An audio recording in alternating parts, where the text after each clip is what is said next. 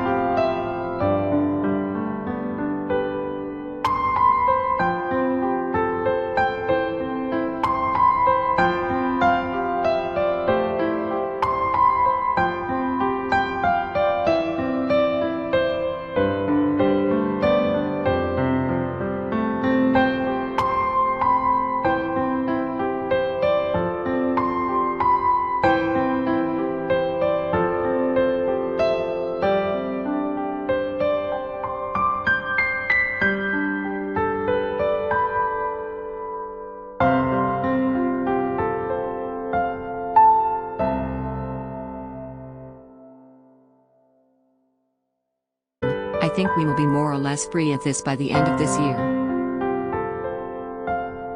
Say Christmas. But he warned tougher restrictions were currently needed in order to curb the spread of new variants of the pathogen. The expert said, "I think we do have to keep our borders pretty tight at the moment. Nobody likes this. But we've identified these significant new variants that are out there and we need to be able to arm ourselves against them, and we don't have new vaccines that could potentially arm ourselves against these new variants yet. I know that companies are working very hard on developing new vaccines in order to protect against these potential new variants that might affect us, so I do think we need to be very cautious at the moment about travel abroad." Professor Edmonds also predicted the reopening of schools on March 8 would be touch and go, as it is still unknown whether the reproduction rate, or R number, would surge above 1, which shows an outbreak can grow exponentially. However, he warned the return to the classrooms could potentially lead to a rise in the R number. The SAGE member said, "We're not absolutely certain.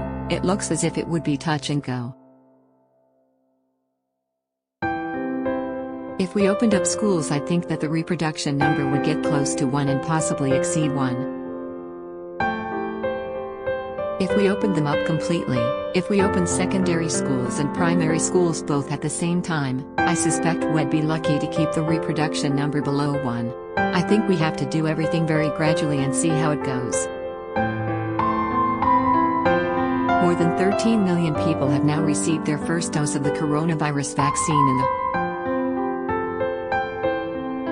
Prime Minister Boris Johnson gave an update on the government's immunization drive during yesterday's Downing Street press conference. He said, "With less than a week to go until the target date of Monday 15, Therese, no doubt we've made great strides, with just over 13 million people now vaccinated in our United Kingdom, including 1 in 4 adults in England, over 90% of everyone over 75 and over 90% of eligible residents of care homes for the elderly. But that still leaves nearly 2 million people, a population roughly twice the size of Birmingham, that we still hope to reach. Now is the moment to do it."